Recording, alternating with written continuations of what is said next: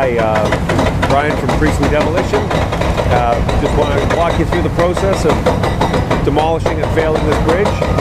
First thing we do is put on a layer of sand to make a cushion on the road and protect it from any large pieces falling. And then we use a combination of large hammers and shears on the excavator. The hammer breaks the concrete away from the steel, loosens up the structure, then the shear pulls the steel out and cleans the path for the hammer to go to the next structural member. We break the members out one at a time and work from the center towards the back, outsides, just so that the bridge never fails in a large catastrophic failure. It's just incremental failures until we get to the far end. And once we get the full span wide open, then we'll turn and we'll face the abutments, we'll fail them, and process the material. The steel will be pulled out and recycled, and then the aggregate or the concrete will get crushed and turned back into aggregate. So do you worry that there's any kind of issue with the traffic on the other side of the expressway? No, our demolition is very localized to the area that it's all about impact.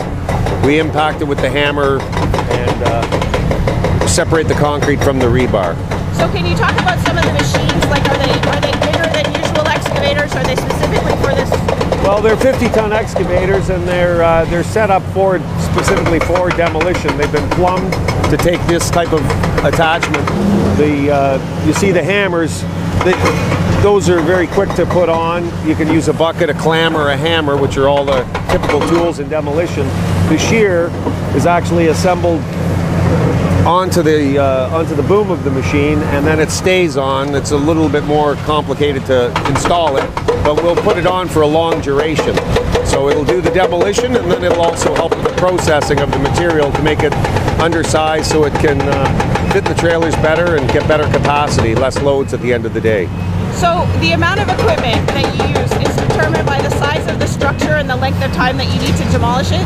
Absolutely. You see this one, we just don't have enough real estate to bring more equipment. So we've got 4 machines here, and they'll cycle in and out.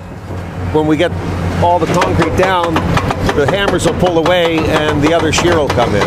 Okay, so the Highway 3 bridge, because you had more room, you could bring in more equipment? Absolutely. Sometimes we've been up to 10 50-ton excavators or larger. These are all 50-ton jobs, which are a very decent size. Yeah. They're very big, but not too big that you can still get 3 of them in there. What's your favorite part of demolition? Well, that's a good question. There's a lot to do. I really enjoy bridges. I really enjoy high-rise demolition.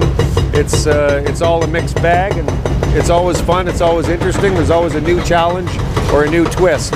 Doesn't matter what type of construction it is, where it's located, it'll define the way what techniques you use to demolish.